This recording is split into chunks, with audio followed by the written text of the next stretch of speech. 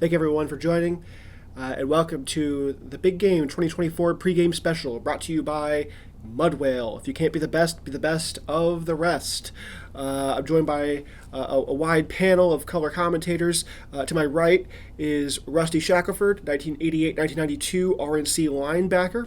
To my left, Randy Andel, political commentary and analyst, and to his left, Steve Plimpton, 2000-2004 DNC offensive line coordinator. We have a great show for you tonight. We're going to start with our pregame special. We're going to go over how exactly we got to this matchup between the two biggest division rivals in the league. Of course, we've seen Republicans go up against Democrats time and time again. Donald Trump once again hoping to take the Republicans all the way to victory. But he's up against new challenger, Kamala Harris, hoping to take the Democrats to keep that trophy in the White House. So that's what we have planned for you tonight. We're going to go through our pregame special. We'll wrap it up with my panel of guests here. We'll tell you what we think about tonight's competition.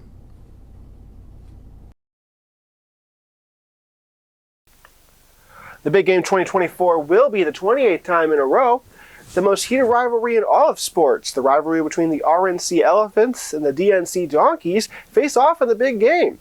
The last time this duo was split up for the Big Game was, as we recall, the Big Game 1912, after unrestricted free agent Teddy Roosevelt signed with the Progressive Party after his own Big Game victory in 1904.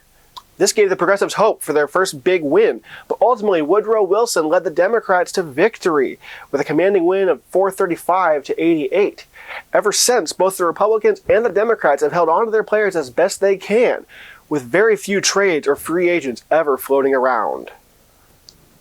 That brings us to the Big Game 2016. Truly an incredible season, unlike most we had ever seen. Fourth-line quarterback Donald Trump, a non-threat in the eyes of allies and opponents alike, managed to QB sneak his way all the way to the front lines. The bench was warm no longer. Trump's lack of experience and his demeanor were two of many tactics that worked in the RNC's favor. On the opposite side was Hillary Clinton, the first woman quarterback to ever make it to the Big Game. Perhaps known initially as the husband of Big Game in 1992 and 1996 star quarterback Bill Clinton, Hillary spent time in the minors, winning the Senate Bowl of New York both in 2000 and 2006. However, she'd make her major league debut as part of the DNC offensive line after the Big Game 2008 when MVP Barack Obama had her brought up from the minors.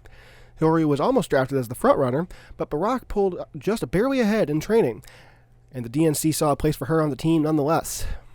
Now, coming into the Big Game 2016, a hopeful captain might have been Joe Biden. Serving as Obama's running back, it's not uncommon to take up the helm after the big guy retires. Al Gore made a run of the Big Game 2000. Bush Sr. made his run in 1988. This is historically part of the pecking order. However, the biggest opponent, as we all recall, was a hopeful free agent, Bernie Sanders, looking to make his own way into the Big Game, willing to sign with the Democrats to make that happen. Clinton, having lost her 2008 bid to make it to the Big Game for the Democrats by just a hair, secured her seat in 2016 by a more sizable margin. The contest was clear: Republicans versus Democrats, Trump versus Clinton. Whoever won, it would truly be an historic Big Game, and that it was. Right out the gate, Trump was ahead with a 19-3 lead. Then, halfway through the second quarter, the DNC had quite the possession and took a lead up to 68-48. Not likely to be outdone, Trump climbed back to 66-68 just before halftime. After a stellar halftime show from Simon and Garfunkel, Clinton ran back the kick, bringing DNC up to 97 points. The RNC answered quickly and brought them back within a goal or two, the score sitting at 97-84 for the Democrats. At this point, we knew the RNC had some plays left up their sleeve. Surely they had intended to pull a Texas play, and with Donald Trump taking up residence in Mar-a-Lago, surely the team had been practicing the Florida stratagem. But the Democrats couldn't be ruled out either. A late-game West Coast Hail Mary was still in the cards. It was too early to call in anybody's race. Just as many predicted, Trump and the Republicans lined up in a nickel formation and ran the Texas play, securing the lead, putting them at 128-97. Hillary answers with a touchdown, 7 points, and then Trump answered back with a touchdown plus a 2-point conversion. Back and forth they go. It's not always the fancy playback reel plays that win the game. Sometimes it's the predictable plays that chip away at the score and the opponent's morale that gets the job done. With the Texas play putting the Republicans into the lead, the Democrats needed to do more chipping away than their opponents, but that was not the case. This was where we saw the RNC take a commanding lead and maintain it. The West Coast plays could only yield the Democrats 70 or so points, which would just give them a slim lead, and that's what ended up happening, but not enough to bring them close to the 270 points needed to win the game. Ultimately, more plays came through, and before 270 points were even achieved, Clinton started killing the clock, effectively conceding the game. In the end, the Republicans take back the White House trophy for the first time since 2008, winning the game 304 to 227. Now, we haven't had much of a dynasty team since FDR took the Democrats to 4 straight big game victories. Ever since then, these teams have 2, maybe 3 big games in them. But if you win once, it's only natural to expect you to try it again. And that brings us to 2020. As we recall, the COVID-19 pandemic had quite the effect on the season leading up to the big game 2020. Times were markedly unprecedented, and we weren't allowed to forget it. Quarantine, masks, toilet paper shortages, work from home, stimulus checks, every aspect of our lives was affected. Having won the 2016 big game, Donald Trump was the front runner to lead the Republicans to another victory. Looking to move on, Democrats recalled Joe Biden despite a solid push from Bernie Sanders and fans. Right out the gate, Trump gets on board with Indiana. Biden answers with a field goal in Vermont. From this point, it was clear it was going to be back and forth. Biden takes a leap forward with a few New England plays. Trump responds with Oklahoma, Kentucky, and Tennessee and regains the lead, 37-30. Gameplay was neck and neck and otherwise ordinary, including the first play after halftime, a West Coast sweep from Biden, putting him well into the lead, 192-108. Biden was 2/3 of the way there, but the Democrats have already spent their California play, their New York play. All their heavy hitters are on the table. They can only nickel and dime the rest of the way there, unless they pull off a Texas or Florida, the specialty plays of the Republicans. Honest effort was made, but in the third quarter, Republicans take Texas, and in the fourth, take Florida, among other gains. As we approach the end of regulation, 2 exhausted teams with sizable gains left to make are locked nearly tied. Biden and the Democrats lead going into overtime with 224 to Trump and the Republicans 213. The 2020 big game will be remembered for its sudden death overtime. The first one over that 270 threshold wins the game, no matter how long it takes. And remember, officials are extra cautious of every play made in overtime, and so it could take a while, and take a while it did. The Rust Belt was yet to be played, Pennsylvania, Wisconsin, and Michigan. They've been played as a trio by the same team in each big game all the way back to 1992. It is the definitive 1-2-3 combo of sports.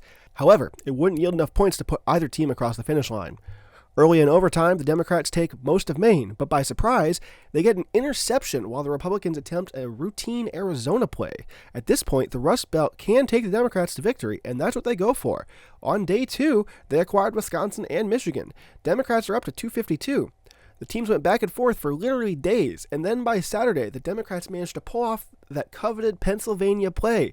That puts them over the line for 270. By all accounts, the Democrats are back in the White House, but the Republicans use every challenge they can to no avail.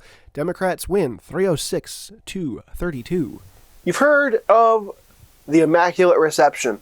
You've heard of the Snowball. Now you'll remember January 6th. The Republicans would not soon forget losing that election, and they were intent on taking Trump back to victory no matter what. On the other side of the aisle, incumbent MVP Joe Biden was destined for another big game, or so it seemed. This game takes a toll on the body. It takes a toll on the mind. It used to be that players were well retired before getting to this age, let alone being starters in big games several years in a row. As the 2024 season panned out, signs of decline started to present themselves in Joe Biden. Questions were being floated, especially among the Republican camp, as to whether he had it in him to win another term, let alone serve it out. Insistent and headstrong, Biden pressed on until the first matchup between these two giants, in which fumble after fumble confirmed the suspicions. If the Democrats were going to win the big game 2024, they needed to bring up second stringer Kamala Harris. With one matchup left in the regular season, we only got one chance to see these players duke it out, and it was clear that the Democrats had much more of a chance now than they did in summer. Areas in which Biden struggled to get a pass off, Harris was able to succeed with ease. Gaffes were bound to happen, but it seemed Harris knew how to push Trump's buttons. We once again had a quality ball game ahead of us.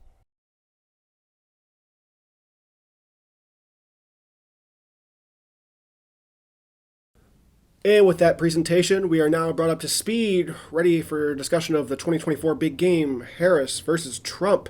We're going to go around the panel here and discuss our thoughts. I'm going to start to my right with Rusty. How do you think tonight's big game will pan out? Thanks, Ty. Now, I've been in this game a while now. There's only one possible way I see this going down. All right? Republicans, Democrats, they go back and forth all the time. However, we got to look back to 2020. Now, if you look at this map, we're going to start with the map. And the numbers aren't quite the same because of the census, but let's be honest. Otherwise, it's fine. Now, if you recall, after the game-deciding challenge from the Trump team, refs trying to get the refs to find any bit of evidence that they had crossed the goal line, they're going to make the play for Georgia, right? Georgia's first. I've been watching the pregame warm-ups from the Republican team. They're practicing the Arizona play. That's the next one. They're getting close, but they're not quite there.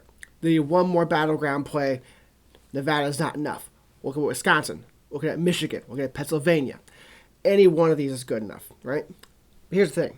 I've known their offensive coordinator for years. They've been practicing all three. Any one of these three gets them there, but that's not enough for this team. Good enough isn't enough. This team's going for all three. Boom, boom, boom. I think the score is swapped from last year's big game. Look at it, 306-232. Republicans win. No. See, Rusty, it's very typical of you to think something like that. But just because you want it to happen doesn't mean it's going to happen. Let's take a look at a few things. You remember that since the last big game, we had 2 minor league championships, both the Senate and the House Bowls of 2022. And in the Senate Bowl, the Democrats held Pennsylvania, which was a big ask, but also made gains in Nevada and Georgia and Arizona. Big states to going into this election. And so just because you think the Republicans are making a play for Georgia, this means they're going to take it, but it's really anybody's game.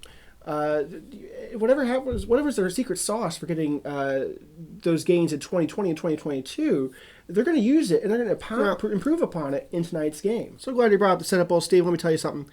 What you have to remember is that Republicans got enough yards for conversion in Wisconsin. They managed to break through that Democrat defense. Be as it may, Rusty, taking back Wisconsin isn't going to be enough for these Republicans. But even then, they're focusing on plays in Pennsylvania and Georgia, Nevada, and North Carolina. But what's baffling me is they're practicing their Colorado plays and their California plays. Let's face it, Rusty, your team isn't that well built for these plays anymore. I think, much like Rusty here does, that these are coming down to a few states. I think Kamala takes Democrats to victory through Rust Belt formation plays. Wisconsin, Michigan, Pennsylvania. Hold on to Nevada, the rest is in the bag. I think Democrats win at 276, Republicans 262. Okay, so we've got one for the Republicans, one for the Democrats. Randy, what's your analysis of tonight's game? Thanks, Ty. I've been doing this for a long time. I'm going to present a potentially nightmare scenario. Now, we know to talk about how this is a close game, closest it's been in a while. Ever since Biden's been sidelined, the Democrats have been making a race back into big game contention. They think they have a chance, so do the Republicans. This is the 60th big game, and I want to talk about a situation that's never happened, an outright tie. And so we're going to go to the tablet. We're going to talk about how it could happen tonight.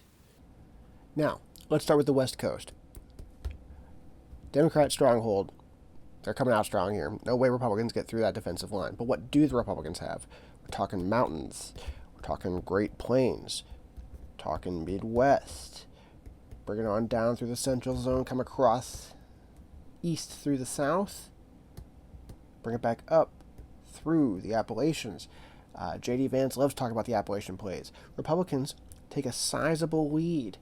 But we can't forget about New England. Can't have a ball game and not talk about New England, right? Let's get all these New England plays knocked out. Okay. Democrats are still trailing. What other plays work for them? Well, we're talking Illinois, we're talking Colorado, talking New Mexico. Gotta talk about Minnesota. Tim Walz knows the Minnesota play. Borderline perfected it, and you know they're going to come out and rely on that tonight. They pull that off, and we're close to tied. This is still anyone's ball game. Let's consider the offshore plays, knock those out, and we're back to most of the same talking points as all the other commentators. This is where it gets interesting. We'll start with the Democrats. They're going to take a sneak attack on Georgia, come around the side with a blitz on North Carolina. It's a bold move. We'll see if it plays out for them. That brings them into a sizable lead. However, by focusing too much on these gains, what they end up doing is they let the Republicans come through with the Rust Belt formation plays. They get all three: Wisconsin, Michigan, Pennsylvania. Now, they retake the lead, and coming off that momentum, they also take Nevada. We're at 268, 257. Republicans are so close they can taste it, but they let their eyes off the prize. Democrats take Arizona. Now we're tied at 268, 268. Both teams equally matched, but neither get to 270 as failed point conversions in both Nebraska and Maine. They net each team one more point, but we're deadlocked at 269 to 269. Tie. It is wildly interesting. What happens in the case of a tie? Now, in the case of a tie, no winners determined here. It actually is determined by the winners of the House Bowl today. They will get together all 535 members that played in the House Bowl today in January, and they will decide who the winner is, who the MVP is. So it's still a game, but they just ultimately decide who wins. Yep. Which is why it's so awfully complicated and wildly nightmarish, because unprecedented territory. This has never happened before. I still think it's going to be a 269 tie, and it's going to be wildly interesting to see this happen. Sounds wildly complicated and awfully nightmarish indeed, Randy. So we've got one Republican, one Democrat, one tie. And rather than be a tiebreaker, I'm going to tell you everyone's least favorite big game 4 words. Too early to call. Come on. I hate to pull that cliche, but let's face it, things never been this close. I think our panel here has really covered the gamut of possibilities from right to left. And so anything outside these bounds would be even more of a show indeed. And so, yeah, one Trump, one Harris, one tie, and one too early to call. I think the only thing to do is just continue watching and see how things play out tonight. They say it's one of the most important elections of our lifetime, and there's only one way for us to know. Let's sit down, watch, relax, and enjoy what we can of the night. I've been, of course, been reminded to tell you that any and all reproductions of this programming are strictly encouraged. So, thanks for watching, and on to the big game.